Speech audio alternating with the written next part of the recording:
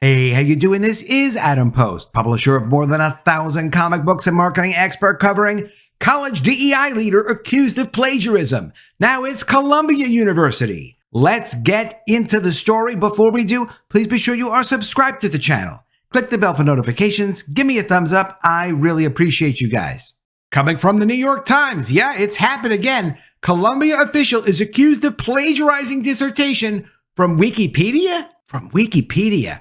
A complaint said the official who oversees diversity, equity, and inclusion efforts at Columbia's medical school also copied work from at least 28 other authors. From the New York Post, ex-Harvard president taken down by plagiarism scandal beat far more qualified candidates to get her job. And from the Harvard Crimson, it looks like they're starting to get nervous over there. Plagiarism is the right's newest weapon. Harvard must disarm it. From the New York Times, Columbia official is accused of plagiarizing dissertation from Wikipedia. An official in charge of diversity, equity, and inclusion at Columbia University's Irving Medical Center was accused this week of plagiarizing large sections of his doctoral dissertation, according to an anonymous complaint filed with the university. The 55-page complaint accused the official, Alade McKen, of copying material in his 2021 dissertation at Iowa State University from more than 24 other scholars and from Wikipedia, which is written and edited by volunteers from the general public. The complaint was published online Thursday by the Washington Free Beacon, a conservative news website that led a campaign last year against the former president of Harvard University, Claudine Gay. Gay resigned in January following accusations of plagiarism and after her response to anti-Semitism on campus was criticized. Plagiarism allegations have rocked the world of elite academia in recent months. They have often had explicitly political overtones, with conservative critics leveling accusations against left-leaning administrators and at least one high-profile accusation that has been portrayed as an act of liberal revenge. The complaint published online Thursday accused Mr. McKen of copying passages of his dissertation from the Wikipedia entry for Afrocentric education, and from the published scholarship or doctoral dissertations of at least 28 people. The complaint published online on Thursday accused Mr. McKen of copying passages of his dissertation from the Wikipedia entry for Afrocentric education, and from the published scholarship or the doctoral dissertations of at least 28 people. Is Alade McKen a plagiarist? The anonymous author of the complaint wrote at the top of page 1. A small section of examples from his dissertation are included below to guide your investigation. Mr. McKen did not respond to messages seeking comment on Thursday. Angie Hunt, a spokeswoman for Iowa State University, said the school had received and is in the process of reviewing the complaint. The university is committed to the highest ethical standards to ensure the integrity and public trust in research conducted at Iowa State. Columbia declined to comment on the case, saying in a statement that it does not comment on the details of individual personal matters. Columbia University has had clear standards and policies regarding academic ethics and integrity for all members of our community, including faculty, and we take allegations about misconduct seriously, the school said. The passages in Mr. McKen's dissertation that are in question were largely copied verbatim from other scholars or from Wikipedia with I still can't get over the Wikipedia thing.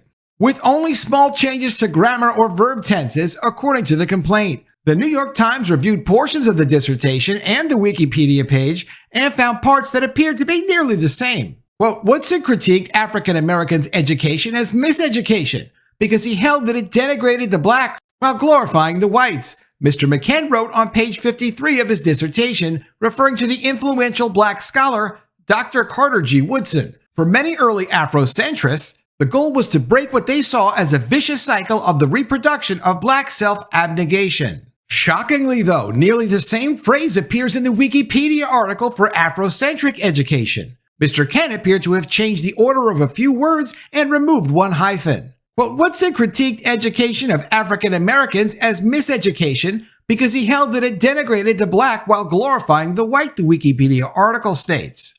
For these early Afrocentrists, the goal was to break what they saw as a vicious cycle of the reproduction of black self-abnegation.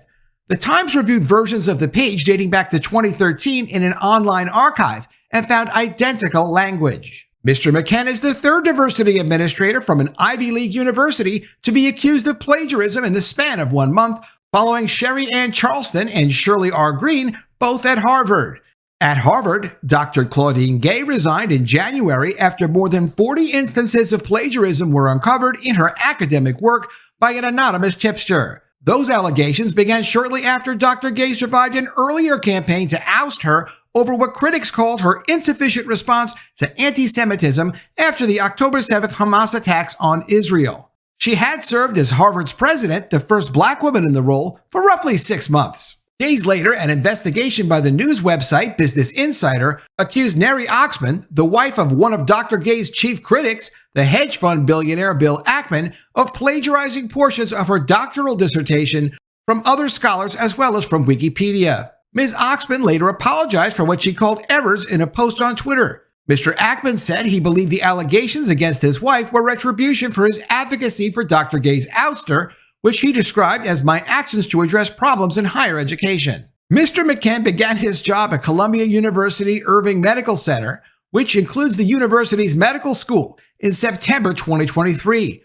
Before that, he was the Assistant Dean of Recruitment, Diversity, and Inclusion at the Columbia University Graduate School of Architecture, Planning, and Preservation, according to a university profile. In addition to his doctoral degree in education, social and cultural studies from Iowa State, Mr. McKen received a master's degree in higher education administration from Baruch College and a diversity and inclusion certificate from Cornell University, the profile said. It's starting to look like there's an issue of standards, and yes, there is a culture war going on. One side started it, and now it looks like the other side is finishing it.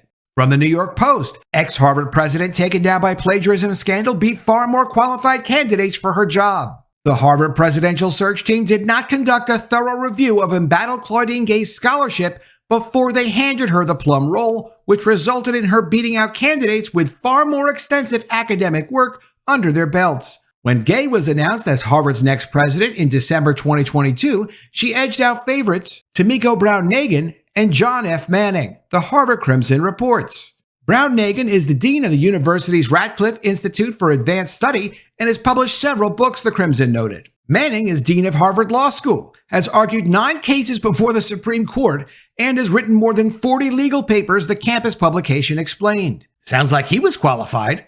Gay, meanwhile, was an accomplished political scientist who had served for 3 years as the Social Sciences Divisional Dean, in addition to 5 years helming the Faculty of Arts and Sciences, but her scholastic record was comparatively small. She became the top choice for Harvard's 30th presidency after a 5-month search, the shortest presidential search for the university in more than 70 years. In that time, the 15-person committee trimmed a pool of 600 candidates to 50 before cutting the number to 12 candidates. A history of exceptional scholarship as well as administrative chops were key qualities that the committee and Harvard Corporation's senior fellow Penny Pritzker prized during the process.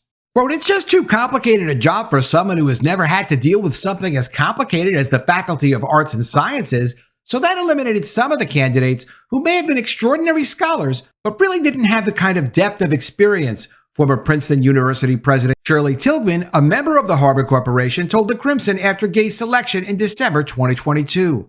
But high-powered universities like Harvard do not do extensive reviews or plagiarism checks on the scholarly work of serious candidates, a person who served on the leadership search committees at comparable institutions told the Harvard Crimson. Instead, Harvard relied on the conclusions of previous committees and tenure reviews. According to a person familiar with the presidential search process, Gay's experience as a senior administrator also led the Harvard Corporation, the university's highest governing body, not to complete a more extensive review of her work before appointing her. Gay's academic work ultimately came under fire in December 2023 when allegations of plagiarism led her to make a total of 7 corrections in 2 articles and her doctoral dissertation. The Harvard Corporation initially supported Gay, who was also under scrutiny for her response to Hamas's October 7th attack on Israel. But the repeated criticism eventually led the corporation and Pritzker to lose faith in their own appointee. Gay finally resigned on January 2nd, not long after a disastrous appearance before Congress about anti-Semitism on college campuses. Her 5-month stint as president of the nation's most prestigious university marked the shortest leadership tenure in the institution's history. The 31st Presidential Search Committee, which has not been formally announced, will include 3 members of Harvard's Board of Overseers in addition to the corporation. Meanwhile, the corporation and Pritzker remain under serious criticism over their role in the scandals of recent months. and the Harvard Crimson is getting concerned. Plagiarism is the right's newest weapon. Harvard must disarm it. As the culture wars lurch on, the right has found a perfect weapon with which to hit the university. Taken straight from the academy's arsenal itself, claims of plagiarism. Harvard's Chief Diversity and Inclusion Officer Sherry Clarkson faces accusations of 40 counts of plagiarism, allegations that bear striking similarities to those leveled against former university president Claudine Gay just weeks prior. We have harshly and unconditionally condemned plagiarism, and we continue to do so here. While Charleston's role may be administrative rather than academic, her academic record has been called into question, and Harvard must respond accordingly lest they repeat the mistakes it made with Gay. Far away from our Cambridge campus, however, conservative commentators are deploying these plagiarism charges as tools in their siege on diversity initiatives. Following the allegations against Charleston, Christopher Brunette, one of the first journalists to publish a story accusing Gay of plagiarism, seized the opportunity to denigrate diversity, equity, and inclusion efforts. Quote, "Here is a crazy idea. Rather than replace her, just eliminate the position of Chief Diversity Officer," he wrote on Twitter. You might be wondering, how does plagiarism in a 15-year-old dissertation implicate diversity, equity, or inclusion? There's the rub. Plagiarism has absolutely nothing to do with DEI. Well, that's a good point, except are we giving people positions that they don't deserve just to be diverse, just to serve diversity, equity, and inclusion? Because it's starting to look like that's been happening over the last couple of years, and no one has been checking their work. And now when people perform badly, like the Ivy League administrators in front of Congress, is when people start to go and look and say, wait a minute, let me go look at your work and see, are you actually credible? Should you have ever been in this position?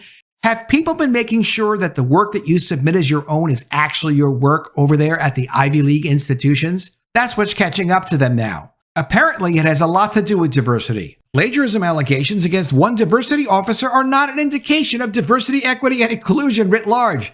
Now it's 2 because we just had this guy today. At least 2. Much the same way that plagiarism allegations against one designer, who incidentally is the wife of an outspoken hedge fund manager, does not discredit the design industry as a whole. Okay, we'll see. Today's right-wing activists are conflating academic dishonesty with DEI, a necessary response to Harvard's legacy of exclusion, in an attempt to kneecap higher education and diversity programs nationwide. At universities, where the scholarly enterprise is predicated on academic integrity, brandishing plagiarism allegations against university employees is uniquely effective at discrediting personnel. The genius of these attacks, they're calling them geniuses, is that they corner Harvard between condoning academic dishonesty and conceding to conservative efforts smearing DEI campaigns. Well, perhaps they could go and research all of the work of people they've put into important positions, or at least start with the ones that could discredit the claims. Go ahead and do your own research. A lot of these duplicated efforts, a lot of this plagiarism they're finding, are word-for-word duplicated efforts. It's not that difficult to find. Now with the rapidly advancing digital tools, plagiarism hunting is only getting easier. The type of plagiarism of which Gay and Charleston have been accused, involving copied language, is the kind most easily detected by software. It strains the imagination to believe that similar misconduct is limited exclusively to 2 prominent black women. No, there's also this guy. The article was written in the Harvard Crimson on February 8th, so that was a few weeks ago. They hadn't caught up to the news on this guy yet, so now it's 3 academics. Running through every academic's record with a fine-tooth comb would surely reveal more instances of substandard citations or scholarly sloppiness. Yet Gay and Charleston in particular have been singled out as figureheads for DEI, subjected to racist and sexist vitriol, and in the case of Gay, carelessly cast to the wayside as collateral damage in a larger attack on universities. No one's attacking the universities. They're attacking what the universities have turned into, to get rid of that and go back to them being useful and important members of our society. Moving forward, Harvard must make sure that plagiarism attacks fail for lack of ammunition. If conservative organizations or even muckraking journalists can run extremely extensive plagiarism checks, Harvard can too during its hiring process. Our university must ensure that future employees are unimpeachable through better vetting, not only to uphold our values of academic integrity, but also to ensure that this newfound weapon in the war on higher education can no longer be deployed. Academic integrity is not only what's at stake, it's the entire academic project too. What's at stake is their abuse of the entire academic project. Unless they officially lower their standards to allow plagiarism, a lot of the people that have been pushed into important positions, not because of merit, but because they wanted a person to look a certain way, because they wanted to have a person in power with certain ideas rather than merit, what's happening now is called accountability. If Ivy League institutions are going to put academics in important positions of power, they're either going to be there based on merit or they're going to be exposed for not having the merit. Their work, which is public and is accessible, and as we speak, is being researched by who knows how many people looking for plagiarism, is going to be exposed. The Harvard Crimson does have it right. They should be checking for plagiarism before they put people in important positions, and they should have been doing that all along. I say this often in DEI-related videos that I do, because it's not just a disservice to the people that are served by people that are inadequate. Diversity, equity, and inclusion puts people in positions that are bad for them if they haven't earned them based on merit. They won't be able to hold them. This is just a fad, and it's getting taken apart, brick by brick and piece by piece. Let me know what you think of all this in the comments below. Always love to see your ideas. Please be sure you are subscribed to the channel. Click the bell for notifications. Give me a thumbs up, and I'll see you again soon with another video. And if I don't see you, I will miss you.